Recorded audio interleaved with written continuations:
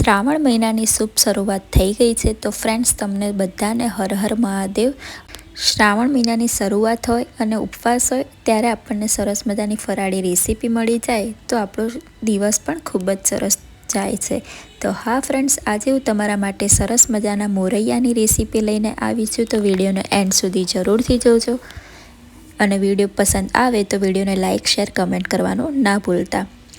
તો અહીં મેં એક વાટકી મોરૈયો લઈ લીધો છે અને મોરૈયાને હવે પાણીમાં પલાળી દેવાનો છે। મોરૈયો આ રીતે ડૂબી જાય તેટલું પાણી ઉમેરી લેવાનું છે અને 15થી 20 મિનિટ સુધી તેને પલાળી રાખવાનું છે। જો તમારે ઉતાવળ હોય તો તમે 10 મિનિટ પણ તેને પલાળી રાખી શકો છો। તો મોરૈયો મેં પલાળી લીધો છે અને મોરૈયો બનાવવા માટે મેં એક બટેકું લીધું હતું, તેની છાલ ઉતારીને આ રીતે કટ કરી લીધું છે। 3 થી 4 લીલા મરચાં કટ કર્યા છે, એક ટામેટું, થોડી કોથમીર અને લીલો લીમડો આ રીતે મેં પલાળીને રાખી લીધો છે। તો હવે મોરૈયો સરસ મજાનો પલળી ગયો છે, તો હવે મોરૈયાનો વઘાર જોઈ લઈએ। તો વઘાર માટે મેં 2 પરી જેટલું તેલ લઈ લીધું છે કઢાઈમાં। તેલ ગરમ થાય એટલે અડધી ચમચી જીરું ઉમેરી લેવાનું છે અને જીરું તેલમાં સરસ કકડી જાય એટલે બટેકાને પાણીમાં ધોઈ અને બટેકાને પણ હવે તેમાં ઉમેરી લેવાના છે। બટેકા થોડા પાણીવાળા હશે એટલે આ રીતનું વઘાર એકદમ તેલમાં આ રીતનું થઈ જશે। હવે ધીમા ગેસે બટેકાને તેલમાં શેકાવા દેવાના છે અને ત્યાર પછી બટેકા થોડા બ્રાઉન કલરના થઈ જાય એટલે તેમાં લીલા મરચાં ઉમેરી લેવાના છે। બટેકાને આટલા ઝીણા સુધારેલા હશે એટલે સરસ મજાના બટેકા તેલમાં સંતળાઈ જાય છે। હવે ત્યાર પછી ફ્રેન્ડ્સ મેં તેમાં લીલા મરચાં ઉમેરી લીધા છે। લીલા મરચાંને પણ તેલમાં સરસ મજાના સાંતળી લેવાના છે। લાલ મરચું અહીં ઉમેરવાનું નથી, તે માટે મેં લીલા મરચાં વધારે ઉમેરી લીધા છે અને ત્યાર પછી મેં ટામેટાં ઉમેરી લીધા, મીઠો લીમડો ઉમેરી લીધો છે અને તેને પણ તેલમાં સરસ મજાના સાંતળી લીધા છે। ઉપવાસ હોય છે ત્યારે હું લાલ મરચું નથી ખાતી એટલે મેં લીલા મરચાં થોડા વધારે ઉમેરી લીધા છે અને જો તમારે લાલ મરચું ઉમેરવું હોય તો તમે લીલા મરચાં થોડા ઓછા ઉમેરી શકો છો। અને ત્યાર પછી હવે 1 થી 2 મિનિટ મેં વેજીટેબલને સાંતળી લીધા અને ત્યાર પછી અડધી ચમચી હળદર અને 1 ચમચી ધાણા જીરું ઉમેરી લીધું છે અને ત્યાર પછી હવે મસાલાને બરાબર તેલમાં મિક્સ કરી દેવાના છે। બધા જ મસાલા ફ્રેન્ડ્સ તમે તમારા સ્વાદ અનુસાર ઓછા વધારે ઉમેરી શકો છો, પણ મારી આ એકદમ સિમ્પલ રેસીપી છે અને મસાલા પણ મેં માપસરના ઉમેર્યા છે। હવે ધીમા ગેસે થોડીવાર વેજીટેબલને સાંતળી લેવાના છે। ત્યાર પછી મેં અડધી ચમચી ફરાળી મીઠું ઉમેરી લીધું છે। ફરાળી મીઠું ઉમેરી લીધા પછી ધીમા ગેસે થોડીવાર તેને શેકાવા દેવાનું છે અને મોરૈયો પણ હવે સરસ મજાનો પલળી ગયો હતો એટલે મેં પાણી તેમાંથી નિતારી લીધું છે। મોરૈયામાં ફ્રેન્ડ્સ જીરું આ રીતે પાણીમાં આવ્યું છે એટલે જીરું જ છે પાણીમાં, બીજો કંઈ કચરો નથી। હવે બધું જ પાણી નિતારી લેવાનું છે અને મોરૈયાને હવે તેલમાં ઉમેરી લેવાનું છે।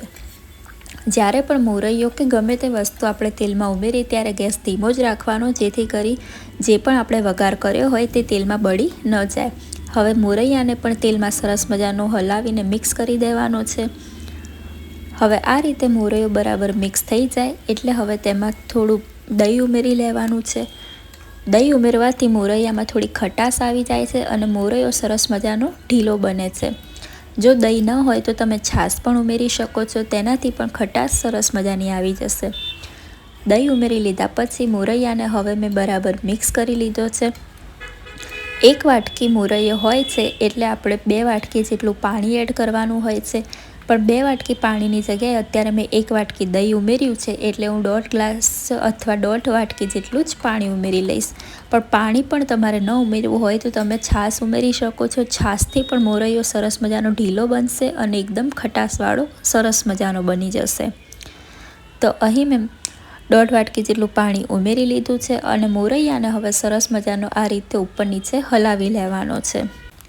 હવે મોરૈયાને આ રીતે હલાવી લીધા પછી 1 થી 2 મિનિટ સુધી આ જ રીતે ઢાંક્યા વગર બફાવા દેવાનો છે અને ત્યાર પછી થોડો ઉભરો આવી જાય એટલે તેમાં કોથમીર ઉમેરી લેવાની છે।